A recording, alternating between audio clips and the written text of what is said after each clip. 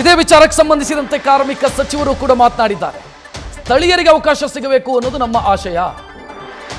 Management ಕೋಟಾದಡಿಯಲ್ಲಿ 50% ಮೀಸಲಾತಿ, ಅಂದರೆ administration ಹುದ್ದೆಗಳಿಗೆ 50% ಮೀಸಲಾತಿ, ನಾನ್ ಅಡ್ಮಿನಿಸ್ಟ್ರೇಷನ್ ಹುದ್ದೆಗಳಿಗೆ 70% ಮೀಸಲಾತಿ ಅಂತ ಅವರು ಮಾಹಿತಿಯನ್ನು ಕೊಟ್ಟಿದ್ದಾರೆ.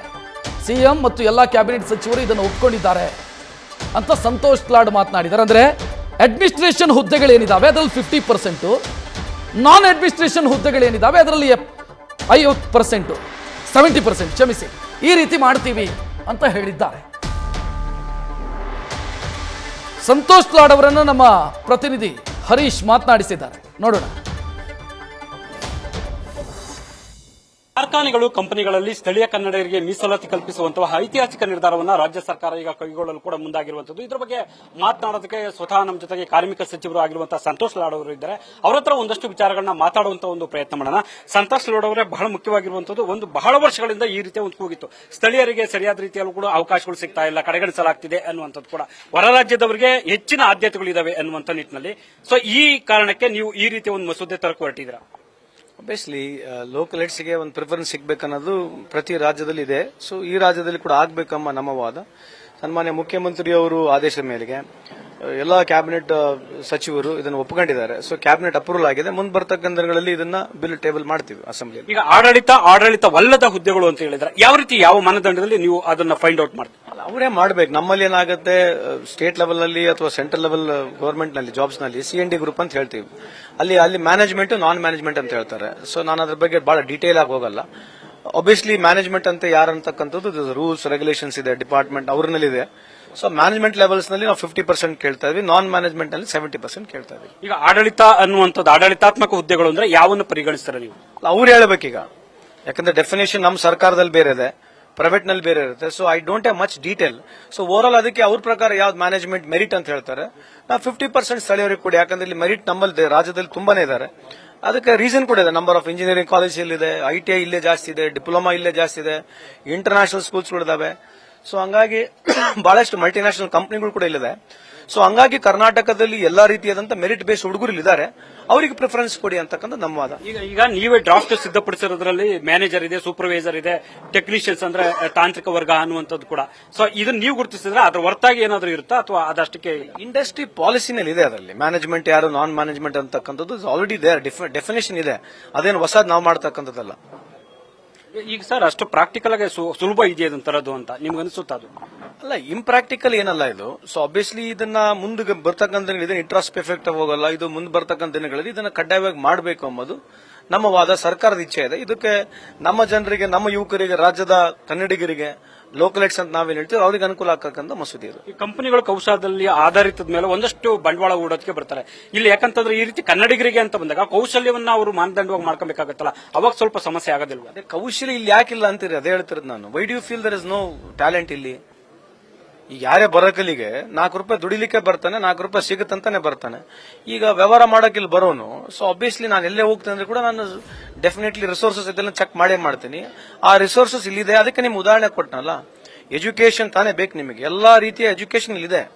ಸೊ ಇಂಡಸ್ಟ್ರಿ ಕೂಡ ನಾವು ಮನವಿ ಮಾಡತಕ್ಕಂಥದ್ದು, ನಿಮಗೆ ಟೆಕ್ನಿಕಲ್ ಇಲ್ಲ ಅಂತಕ್ಕಂಥ ಸಂದರ್ಭದಲ್ಲಿ ನೀವು ಬೇರೆನ ತಗೋಬಹುದು. ಹಾಗೇನು ಮಾನದಂಡ ಇರತಕ್ಕಂಥದ್ದು ಪ್ರಿಫರೆನ್ಸ್ ಕೊಡಿ. ಈಗ 70% ನಾವ್ ಹೇಳ್ತೀವಿ ನಾನ್ ಮ್ಯಾನೇಜ್ಮೆಂಟ್ ಲೆವೆಲ್. ಆ 70% ನಾನ್ ಮ್ಯಾನೇಜ್ಮೆಂಟ್ ನಿಮ್ಮಲ್ಲಿ ಯಾರನ್ನ ಸ್ಕಿಲ್ ಸಿಕ್ಕಿಲ್ಲ ಅಂದ್ರೆ ಬೇರೆ ಕಡೆ ತಗೊಳ್ಳಿ, ಯಾರು ಬೇಡ ಅಂತ ಹೇಳಿದಾರೆ. ಕೆಲಸ ಅವ್ರಿಗೆ ಏನು ಅನ್ವಯ ಆಗುತ್ತಾ ಅಥವಾ ಈಗ ಹೊಸದಾಗಿ ಬರುವಂತ? This cannot go retrospect effect. ಮುಂದೆ ಬರ್ತಕ್ಕಂಥ ದಿನಗಳಿಂದ ಲಾಗು ಆಗ್ಬೇಕನ್ನೋ ನಮ್ಮ ವಾದ. ಆಮೇಲೆ ನಮಗೂ ಡೀಟೇಲ್ಸ್ ಬೇಕಲ್ಲ, ಯಾವ ಇಂಡಸ್ಟ್ರಿಯವರು ಯಾರಿಗೆ ಕೆಲಸ ಕೊಟ್ಟಿದ್ದಾರೆ, ಎಲ್ಲಿ ಕೊಡ್ತಿರೋದು ಅನ್ನಕ್ಕಂಥದ್ದು ನಮಗೂ ಬೇಕಾಗತ್ತೆ.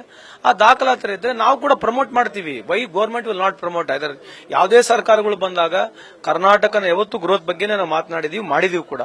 ಸೊ ಹಂಗಾಗಿ ಅವರಿಗೆ ಏನು ಯಾವಾಗಲೂ ಒಂದ್ ಸ್ವಲ್ಪ ಲೋಕಲ್ ಹೆಡ್ಸ್ ಅಂದ ತಕ್ಷಣ ಈ ತರದ ಭಯ ಯಾಕೆ ಬರುತ್ತೆ ನನಗೆ ಗೊತ್ತಿಲ್ಲ. ಈಗ ತಾಂತ್ರಿಕವಾಗಿ ಒಂದಷ್ಟು ಸಮಸ್ಯೆಗಳು ಎದುರಾಗ್ತಿರುವಂತದ್ದು, ನೀವು ಅವ್ರನ್ನ ಕರೆದು ಮಾತನಾಡುವಂತದ್ದು, ಆ ರೀತಿ ಮೀಟಿಂಗು ಆ ತರದ್ದು ಏನೋ ಆಗ್ತಿದ್ಯಾ? ಖಂಡಿತವಾಗಿ ಮಾತನಾಡ್ತೀವಿ. ಈಗ ಯಾರ್ಯಾರಿಗೆ ಅಪರೆನ್ಷನ್ಸ್ ಇದೆ ಅವ್ರ ಅಭಿಪ್ರಾಯಗಳನ್ನ ಡೆಫಿನೆಟ್ಲಿ ಸಂಗ್ರಹಿಸ್ತೀವಿ, ಮಾತನಾಡ್ತೀವಿ. ಅವ್ರಿಗೆ ಖಂಡಿತವಾಗಿ ಮಾತನಾಡ್ತೀವಿ. ಈಗ ಮಸೂದೆ ತರ್ತಾ ಇದ್ದಾರೆ, ಈಗ ಒಂದ್ ವೇಳೆ ಪಾಲಿಸಲಿಲ್ಲ ಅಂದ್ರೆ ಕಂಪನಿಗಳಾಗಿರ್ಬೋದು, ಕಾರ್ಖಾನೆಗಳಾಗಿರ್ಬೋದು, ಸೊ ನಿಮ್ಮ ನಿರ್ಧಾರ ಏನಾಗಿದೆ? ಈಗ ನೋಡಿ, ಇದನ್ನ we don't want to pounce on them. ಇದನ್ನೇನೋ ಹಿಡಿಬೇಕು, ಮುರಿಬೇಕು, ಫ್ಯಾಕ್ಟರಿ ನಿಂದ್ರಿಸಬೇಕೆಂಬ ಉದ್ದೇಶನೇ ಅಲ್ಲ. ಉದ್ದೇಶ ಇರತಕ್ಕಂಥದ್ದು ನಮ್ಮೂರಿಗೆ ಕೆಲಸ ಕೊಡಿ ಅನ್ನೋದು ಬಿಟ್ಟರೆ ಬೇರೆ ಏನಿಲ್ಲ ನಮ್ಮಲ್ಲಿ. ಏನೋ ಇದನ್ನ ಹೇಳಿದ ತಕ್ಷಣನೇ ಬಂಡವಾಳ ಬರೋದಿಲ್ಲ. ಈಗ ಮತ್ತೆ ಬೇರೆ ದೇಶದಲ್ಲಿ ಹೆಂಗಿದೆ, ಬೇರೆ ರಾಜ್ಯಗಳಲ್ಲಿ ಹೆಂಗಿದೆ, ಮೋರ್ಲೆಸ್ ಇದೇ ತರ ಎಲ್ಲ ಕಡೆ ಅಪ್ರೆನ್ಷನ್ಸ್ ಇದೆ. ಎಲ್ಲೇ ಲೋಕಲ್ ಇಂಡಸ್ಟ್ರಿಗೆ ಹೋದ್ರೆ ಲೋಕಲ್ ಕೆಲಸ ಕೊಡ್ತಕ್ಕಂಥದ್ದು ಎಲ್ಲ ಕಡೆ ಸಹಜವಾಗಿದೆ.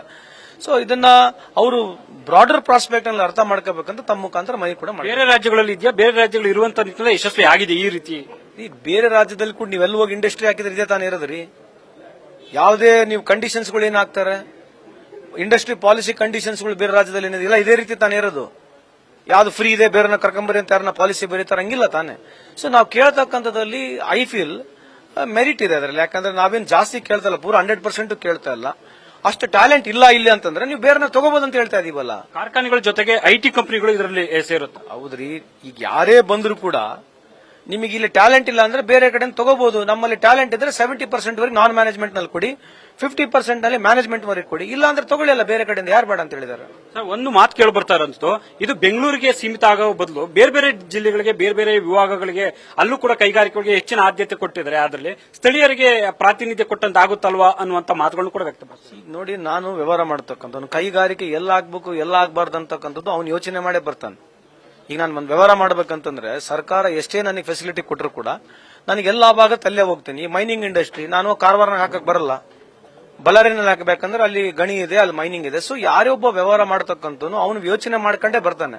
ಗೌರ್ಮೆಂಟ್ ಕ್ಯಾನ್ ಪ್ರಮೋಟ್, ಫೆಸಿಲಿಟ್ ಮಾಡಬಹುದು, ಸಬ್ಸಿಡೈಸ್ ಮಾಡಬಹುದು. ಬಟ್ ₹4 ಎಲ್ಲಿ ದುಡಿಮೆ ಆಗುತ್ತೆ ಅಲ್ಲೇ ಹೋಗ್ತಾನೆ. ಇಂತಲ್ಲೇ ಹೋಗು ಅಂತಲ್ಲೇ ಹೋಗು ಅಂತ ಹೇಳಕ್ ಬರೋದಿಲ್ಲ.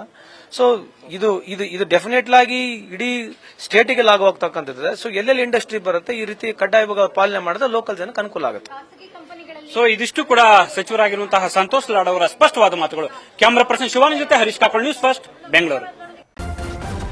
ನ್ಯೂಸ್ ಫಸ್ಟ್ ನಿರ್ಭೀತಿಯಿಂದ ನಿಮ್ಮ ಪರವಾಗಿ.